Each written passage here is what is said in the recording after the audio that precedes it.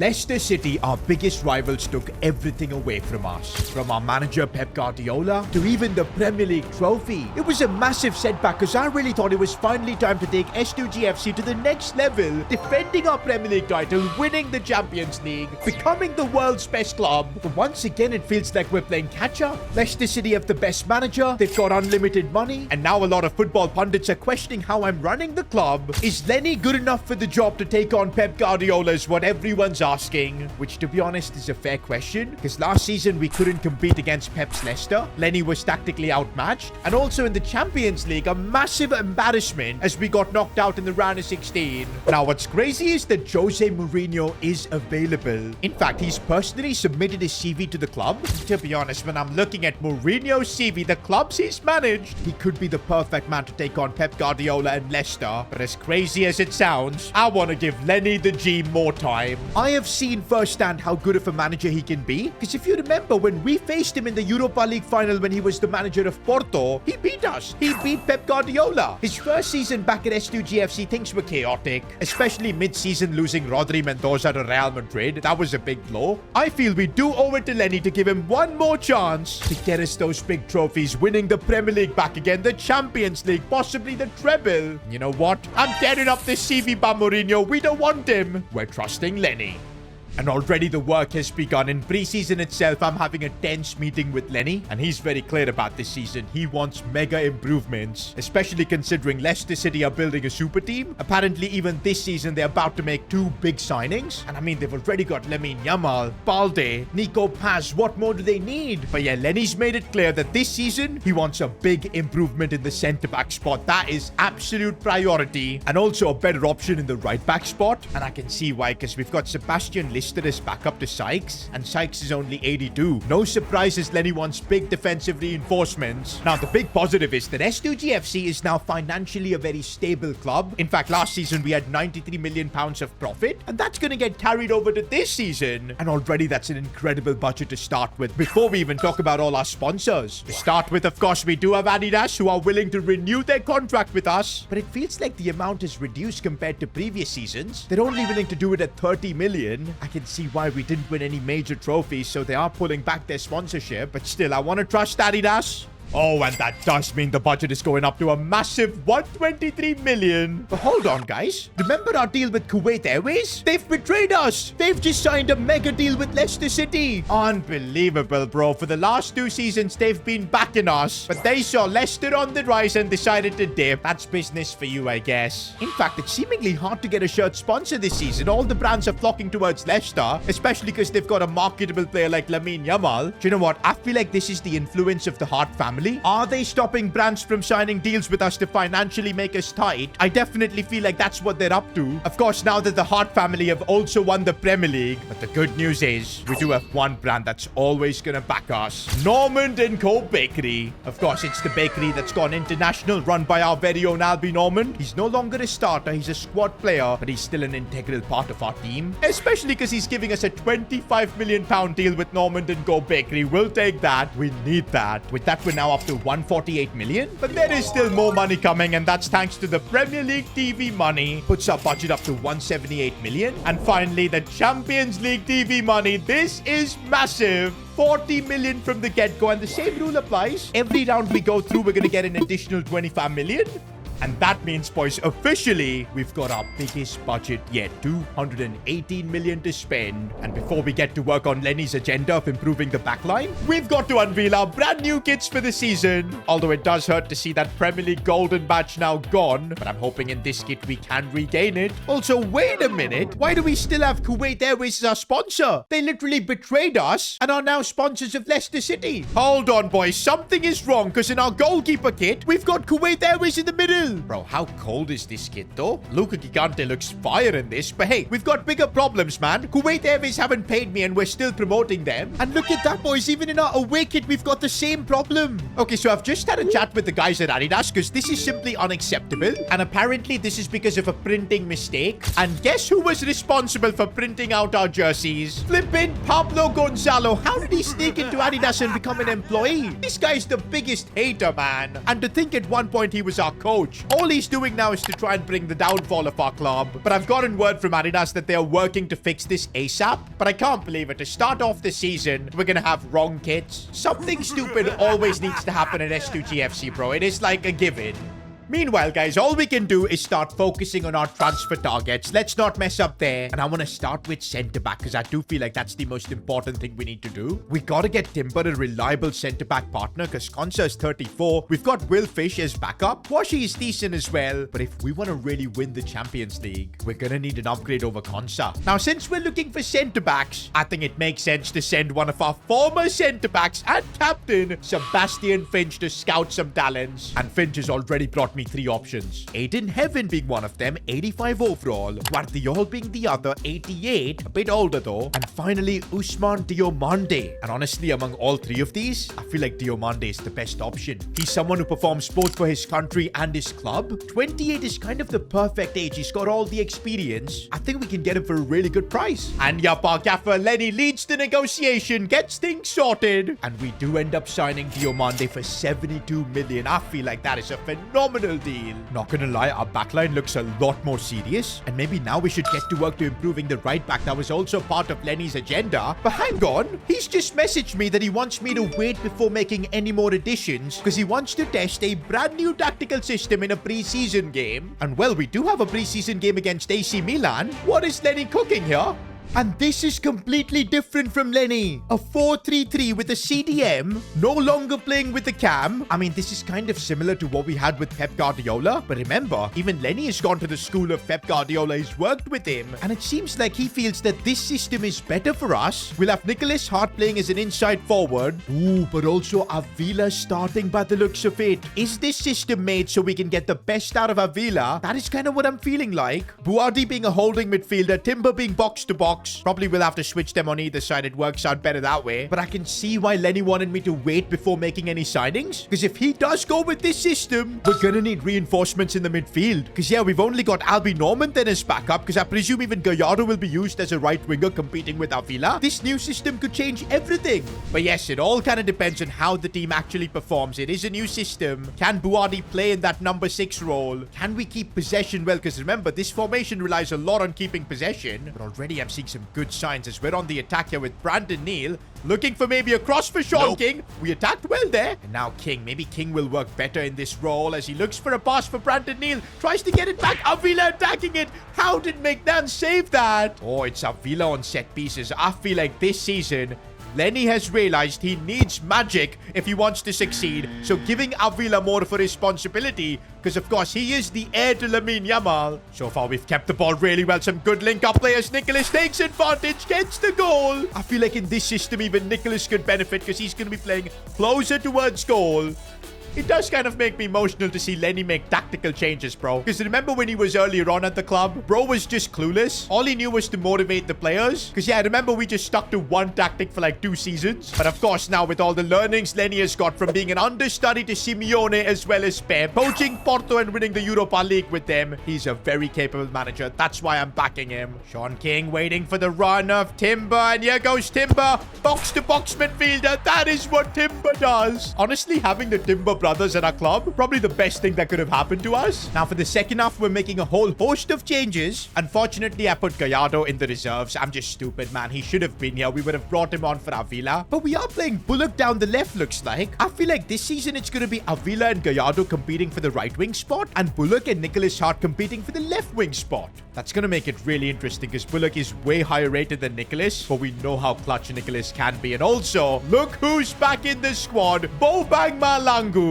I feel like Lenny has realized that we cannot rely on just Sean King for the entire season, especially if we want to go and try and win everything. That's why he's trying to reintegrate Bobang back into the team because we know Bobang makes his mistakes, but at his best, we know how lethal he can be. And I think if we can get him a goal here in this pre-season game, that's going to really boost his confidence. Avila looking to play this one for Bobang, diving head. Oh, it's offside. Okay, bro was offside by like a mile.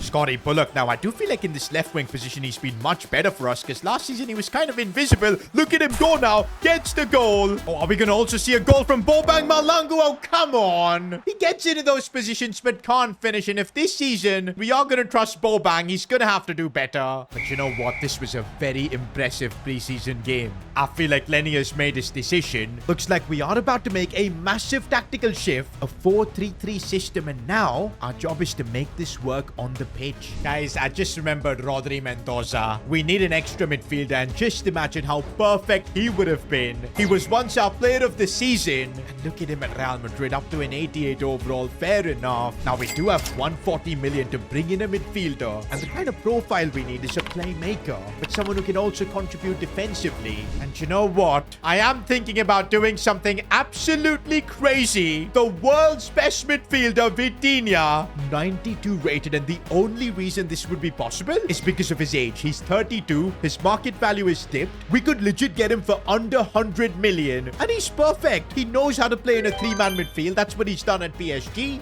I reckon if we get a deal at 80 million, this would be just insane. Okay, they do want over 100. We are talking about the world's best midfielder here. Even at the age of 32, I think we're going to have to go above 85 million at the very least. So let's try that out. And okay, they're bringing the fee down to 93. Should we just meet in the middle at 90? They want 91.5. You know what? I'm not going to negotiate any further. Luis Enrique, I think you have a deal. And this is exactly the kind of signing S2GFC needs. Vitinia to our club. Who would have thought, man, when we were in EFL League 2 that one day we'll be signing the world's best midfielder. But that's what S2GFC does. And looks like Leicester City saw us make signings and couldn't sit still. They've brought in Jeremy Doku. They've already got João Neves, man. That's why I'm glad we signed Vitinia. But also, guys, apparently Leicester City are on a massive hunt for a new striker. I wonder who they're gonna sign, bro. Meanwhile, guys, we're still left with about 34 million. I thought we'd be left with a lot more, but Vitinia's wages, bro, that took up a lot. Lenny still wants me to sign another right back. Don't think it'll be possible right now, but I'm thinking if we can finish top 8 in the Champions League, we'll probably get another 50 million added onto our budget. Then we can probably make an upgrade for the right back spot. So we are going to have to wait until January for that, but that's probably our plan. And for now, I feel like this is the team we've got. Honestly, it does look like the best team we've ever had. There are still a few big question marks, like who starts in the right wing position, Avila or Gallardo. Gallardo has been converted to a right winger and his overall kind of dipped to 82, but let's see. The other big question mark is between Nicholas Hart and Bullock, but I think on the pitch we know who's the main man. And then we've got Luka Gigante and Unai Simon. Gigante is now up to an 83. He is 33, but he just seemingly keeps getting better. And you know what? I think for last season I am going to give him the Player of the Season award. I know maybe the likes of Sean King had a better season individually, but look at the impact Gigante had. He came, created a record by saving 3 penalties in a row, winning us a trophy, made solid saves throughout the season, and again in a season where we couldn't win the league, couldn't win the Champions League. I feel like we shouldn't be giving this award to an outfield player. That's why I am giving it to Luka Gigante. And for that, Luka Gigante gets a playstyle plus, the deflector plus. That should make him really good in goal, help him secure that starting spot. And also, before we begin the new season, Goal of the Season award. And there are actually 2 contenders. One of them was Sean King's insane volley. Next was Buardi's debut goal, which was a crazy long shot from distance. As good as King's goal was, I think Buardi coming in and doing that, it was a statement, bro. I think we are going to have to give him the award. And since he's going to be playing in the hole, it makes sense to give him the intercept plus playstyle. Meanwhile, guys, it's about time for our Premier League season to begin. And looks like this is our best 11. So a lot of questions are being answered. Gigante is going to be the starter. Avila and Hart on either side. Vitinia makes his debut. And also the armband is going to go to Nicholas. He's going to be our captain for the season by the looks of it. And so a new Premier League season begins. This time we're not heading as defending champions. We're the ones chasing Leicester City. Honestly, it makes us even more desperate to win it as we've got Vitinia making his debut. What a ball for Nicholas Hart. We should have done better. Okay, but Newcastle have just broken through our defense right there, which is not nice to see. Diomande is there, but Sykes is having to make the block. He couldn't do anything there. Diomande helps clear it. The post kind of saved us there, and I did not like how Sykes defended that. Why are we looking all over the place? We've been the ones defending so far. Timber's done a good job. Buardi's controlling that midfield. We need to be a bit calm now. Oh my days, our defense has just been opened up. Gigante, big save. There's a reason he's number 1 now at this club. Guys, I don't know what's happening. We're getting pummeled there. It's a corner off the crossbar and Botman. That might be the worst miss I've ever seen. Honestly, guys, I'm just bemused at how Botman has managed to miss that. The whole goal was open.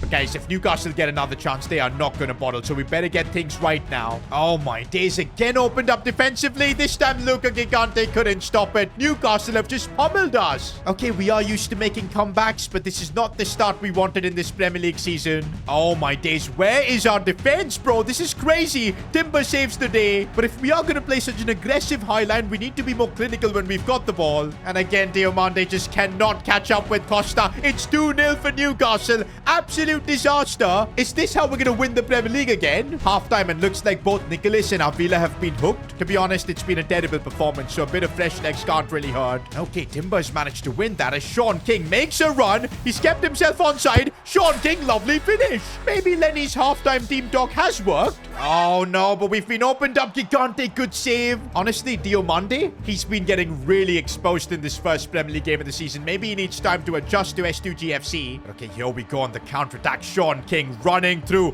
with the pace that he's got. Still King opens up. Oh, he's brilliant. Sean King. I feel like in this 4-3-3 system, everything is going to be built around him, and he's delivering.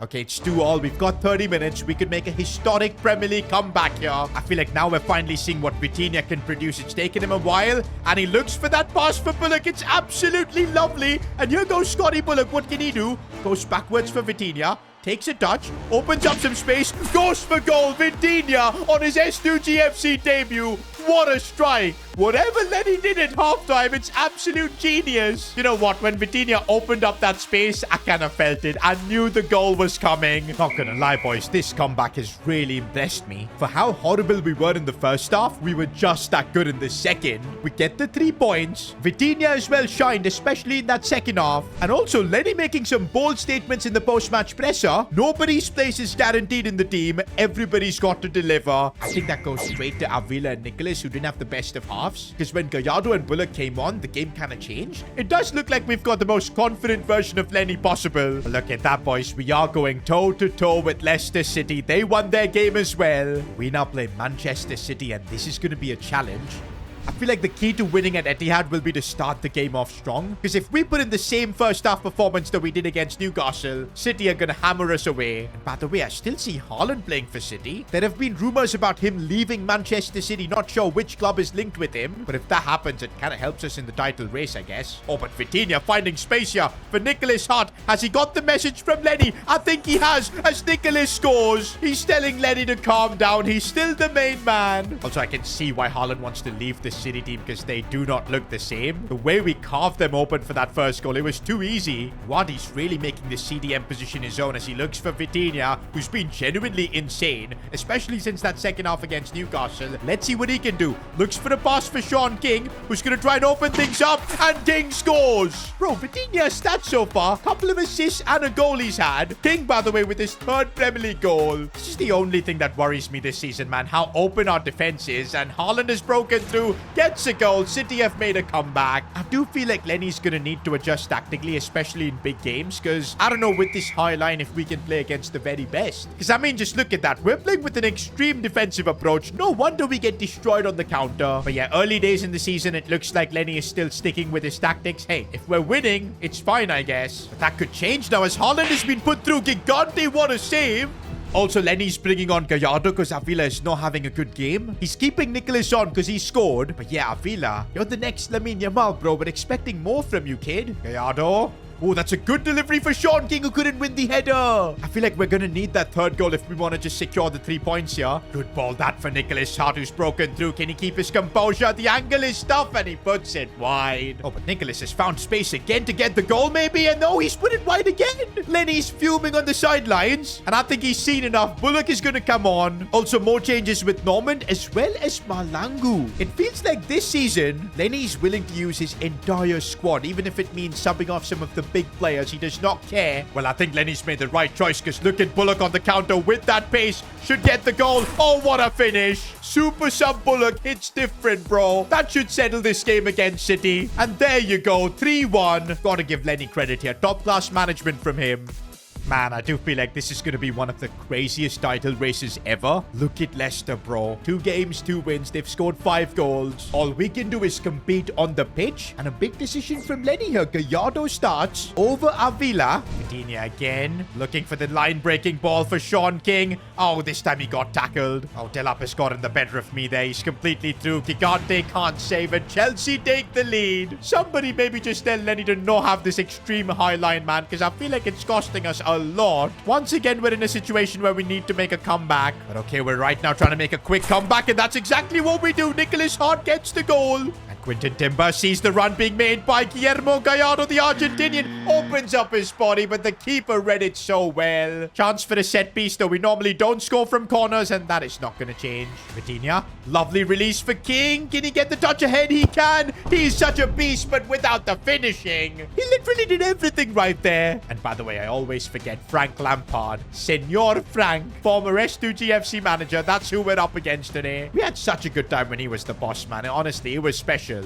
Right now, we're being harried here. Liam Delop, what a goal. Didn't know he had that in his locker. Gallardo's made a lovely run. This time, surely he can keep his composure. Guillermo Gallardo, we needed that from the Argentinian. Pressure Chelsea are putting us under, man. It's a classic Frank Lampard team by the looks of it. Buardi making a crucial interception. But now on the break, look at the space we've got here. Gallardo looking inside. No, he made a mistake, but he still got it. Guillermo Gallardo, what can he do? Cuts inside, gets the finish. It's his night. The young Argentinian has done it. 3-2 now against Chelsea. The gaffer's also making a bunch of changes to try and settle this game. Jisoo has been brought on to deal with Arda Güler on the counter-attack, and I see Bullock being brought on, but there's also Gallardo who's on a hat-trick, so I have to play this one to him. Oh, he can't bring it inside. But it is full-time. Another game where we fought all the way to the end. 3 points against Chelsea. Bit of respect shown there from Frank Lampard to Lenny. Oh, and look at that. Leicester City have dropped points. Right now, we're top of the league. We're showing that we want our Premier League crown back. But wait a minute, on deadline day, I knew something crazy was going to happen. Erling Haaland has just signed for Leicester City. How much money does the Hart family have? They're legit building a super team. I really feel like it's not just the Premier League where we're going to compete with them, but it's also going to be the Champions League. But we're not going to give up, boys. We want revenge for last season. We're going to compete until the very end.